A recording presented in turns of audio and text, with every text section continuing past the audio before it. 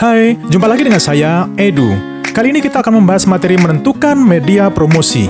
Tujuan pembahasan materi ini adalah, yang pertama, memahami arti dan tujuan promosi. Yang kedua, memahami segmentasi pasar. Yang ketiga, memahami jenis dan bentuk promosi, juga strategi promosi. Yang keempat, memahami media-media promosi dengan benar. Oke, kita mulai ya. Memperkenalkan sebuah produk menjadi sebuah brand yang dikenal khalayak luas tidaklah mudah. Diperlukan sebuah strategi.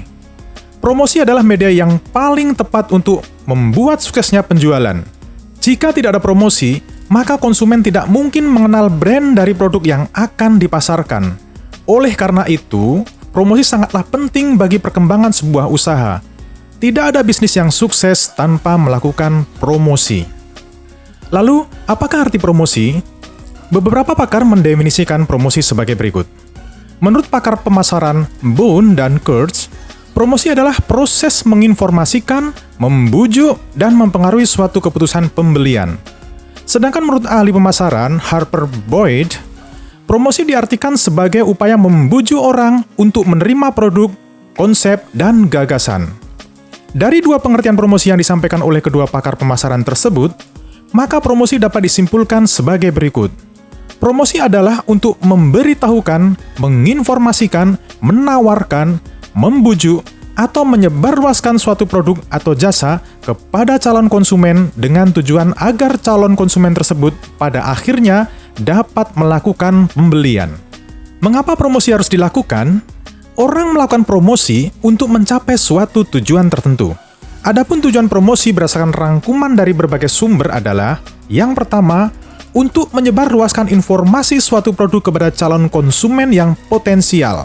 Yang kedua, untuk mendapatkan konsumen baru dan untuk menjaga loyalitas konsumen tersebut. Yang ketiga, untuk menaikkan penjualan serta laba atau keuntungan. Yang keempat, untuk membedakan dan mengunggulkan produknya dibandingkan dengan produk kompetitor. Sedangkan yang kelima, untuk banding atau membentuk citra produk di mata konsumen sesuai dengan yang diinginkan. Yang keenam, untuk merubah tingkah laku dan pendapat konsumen tentang suatu produk. Ada banyak sekali jenis dan cara melakukan promosi. Beda produk atau jasa, beda pula cara dan media promosinya. Berikut ini adalah jenis-jenis promosi yang biasa kita lihat. Yang pertama, promosi secara fisik. Promosi dapat diadakan di lingkungan fisik yang biasanya dilakukan pada acara-acara tertentu atau event-event khusus yang diadakan di suatu tempat seperti pameran, bazar, festival, konser, dan semacamnya. Biasanya para penjual membuka semacam stand atau booth untuk menampilkan dan menawarkan produk atau jasanya. Kelebihan jenis promosi secara fisik dan langsung adalah dapat menjangkau langsung ke para konsumen. Sedangkan kekurangan cara promosi secara fisik adalah sangat terbatasnya jumlah calon konsumen karena hanya diadakan di lingkungan atau area tertentu, seperti perkantoran, kampus, sekolah, dan semacamnya. Yang kedua, promosi melalui media tradisional. Promosi ini dilakukan melalui media cetak seperti koran, majalah, tabloid, dan sejenisnya, serta media elektronik seperti radio dan televisi, serta media di luar ruangan seperti iklan banner atau papan reklame atau papan billboard. Kelebihan promosi jenis ini adalah dapat menjangkau lebih banyak calon konsumen daripada dengan promosi secara fisik, karena jangkauan media yang cukup luas. Kekurangan promosi jenis ini adalah membutuhkan biaya yang sangat besar karena melibatkan media-media besar seperti televisi, penyedia papan billboard, dan lain sebagainya. Yang ketiga, promosi melalui media digital. Jenis promosi ini melalui media internet dan sosial media atau jejaring sosial. Ini adalah cara modern untuk berpromosi karena memungkinkan orang melihat produk atau jasa yang dipromosikan melalui teknologi terkini seperti ponsel maupun laptop. Kelebihan promosi ini adalah dapat menjangkau orang yang sangat luas dan waktu dan biaya yang efisien. Kekurangannya adalah banyak sekali kompetitor atau pesaing yang ikut bermain di dalamnya. Ini berarti para pemasar mempunyai tugas yang cukup berat agar lebih kreatif lagi dalam melakukan promosi melalui media digital agar menarik calon konsumen dibandingkan kompetitor. Dari beberapa jenis promosi tersebut, promosi melalui media digital adalah yang paling banyak dilakukan saat ini, karena faktor efisiensi biaya dan penyebarannya yang sangat luas dan relatif lebih cepat. Berikut ini adalah contoh langkah-langkah melakukan promosi, yaitu yang pertama, melakukan promosi. Kenalkan produk kepada konsumen dengan cara kreatif agar menarik konsumen. Pengenalan produk tersebut dapat melalui media cetak, misalnya surat kabar, majalah, brosur, pamflet. Melalui media elektronik, misalnya televisi, internet, media sosial, atau dari mulut ke mulut.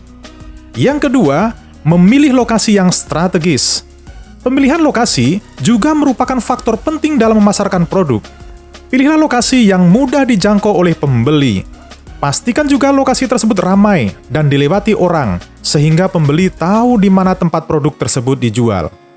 Yang ketiga, kenali pelanggan. Tentukan target pasarnya. Sesuaikan produk tersebut dengan target pasarnya, yaitu konsumen. Jika akan menjual sebuah produk yang gayanya disukai oleh anak muda, maka targetnya adalah para remaja. Contoh, busana atau sepatu model Korea, atau sering disebut dengan Korea Style. Maka target pasarnya adalah para remaja. Yang keempat, menggunakan internet marketing. Platform internet marketing saat ini jumlahnya cukup banyak. Misalnya website, blog, Facebook, Instagram, YouTube, dan lain-lain. Dengan menggunakan internet marketing, maka produsen dapat berinteraksi langsung dengan konsumen tanpa dibatasi ruang dan waktu. Yang kelima, memuaskan konsumen. Jalinlah hubungan yang baik dengan konsumen, karena pembeli harus dilayani dengan baik. Menjalin hubungan yang baik dengan konsumen bisa dengan cara meminta kepada mereka untuk memberi testimoni mengenai produk usaha yang dijual.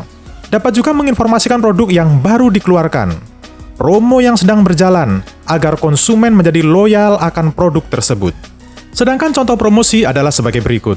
Yang pertama, promosi di sebuah toko dengan kalimat, dapatkan cashback Rp200.000. Yang kedua, promosi pada online shop dengan kata gratis, beli 2, gratis 1, berlaku untuk semua jenis produk. Yang ketiga, promosi di sebuah department store, eksklusif untuk 25 pembeli pertama, mendapatkan bonus e-book 10 cara bikin kue coklat.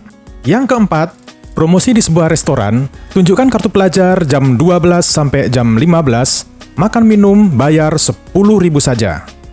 Dalam melakukan kegiatan promosi, maka diperlukan kegiatan segmentasi pasar. Apa yang dimaksud dengan segmentasi pasar?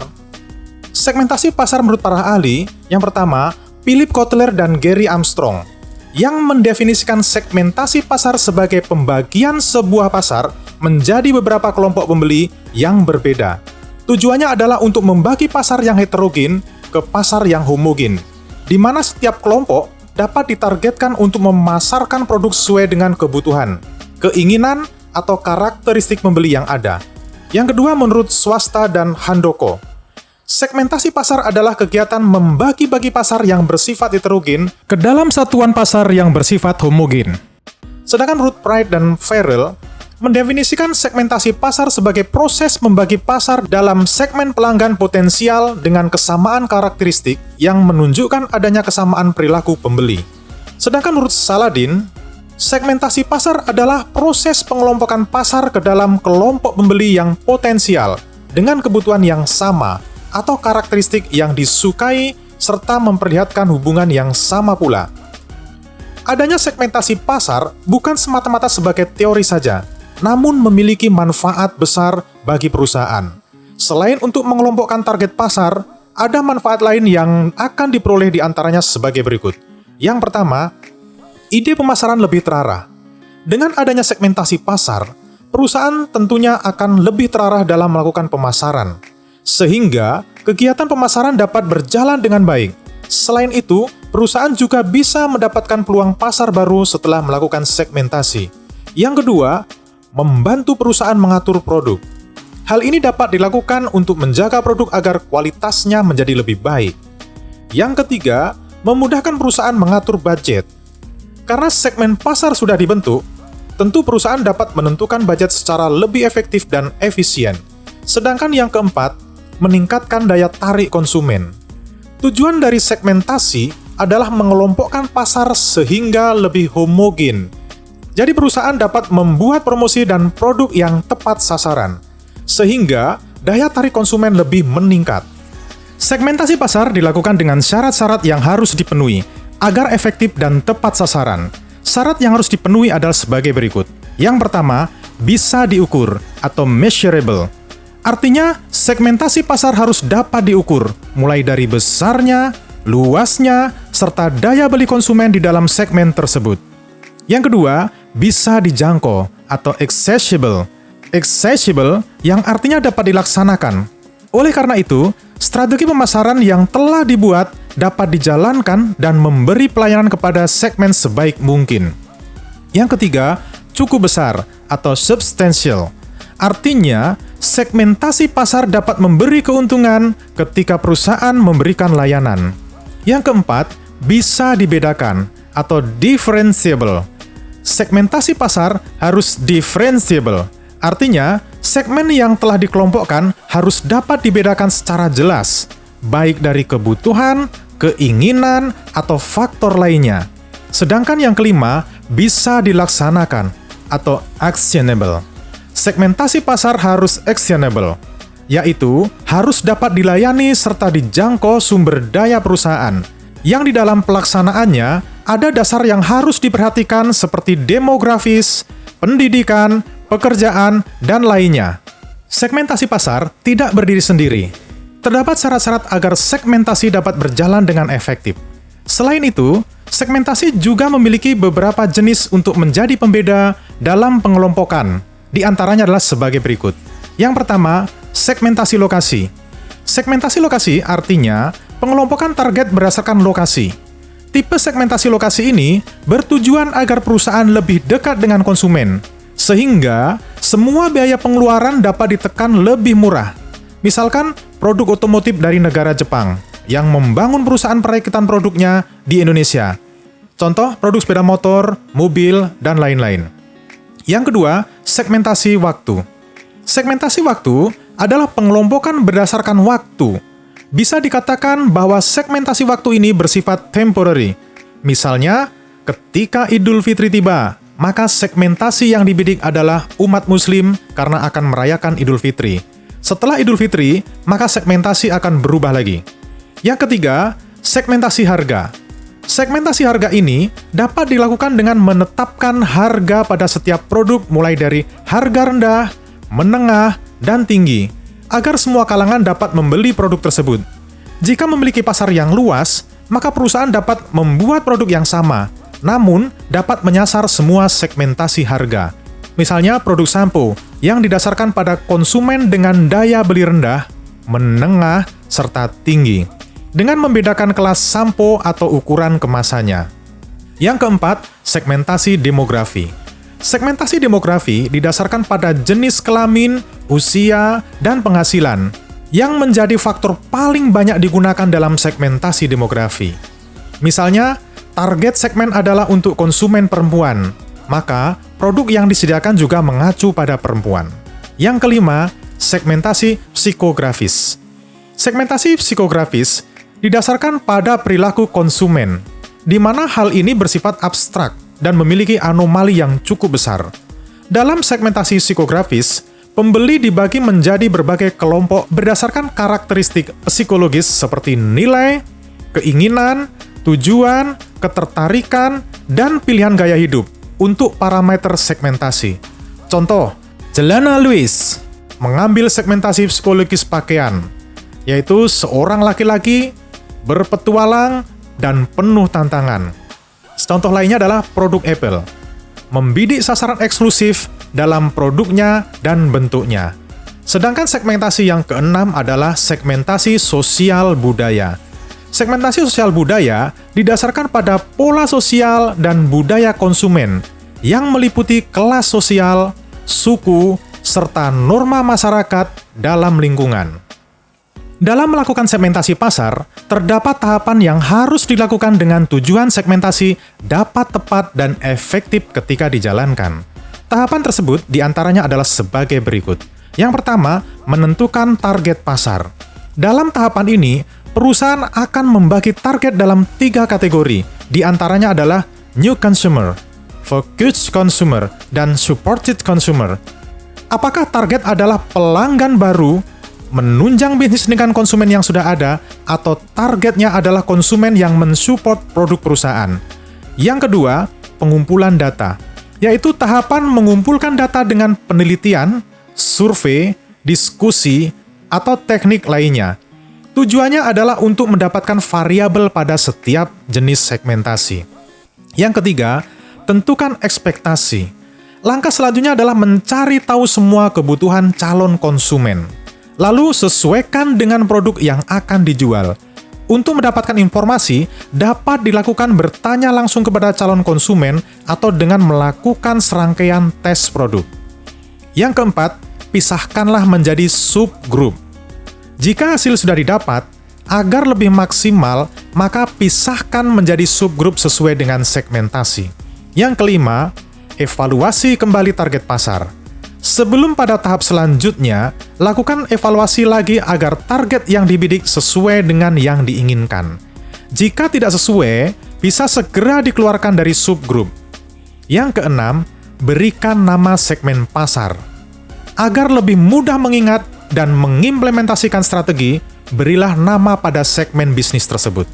Yang ketujuh, tentukan strategi pemasaran produk. Setiap segmen pasti memiliki strategi pemasaran yang berbeda, apalagi jika target pasarnya berbeda. Jadi sesuaikan target pasar sesuai dengan strategi pemasarannya. Sedangkan yang kedelapan, evaluasi respon pasar. Jika strategi pasar sudah berjalan dan menghasilkan penjualan, diperlukan informasi respon dari konsumen, terutama mengenai kekurangan dari produk yang dipasarkan. Catat semua masukan yang diberikan konsumen dan segera lakukan perbaikan. Oke, sampai di sini materi menentukan media promosi. Untuk kelanjutan dari materi ini, akan Edu sampaikan pada video selanjutnya. Sampai jumpa!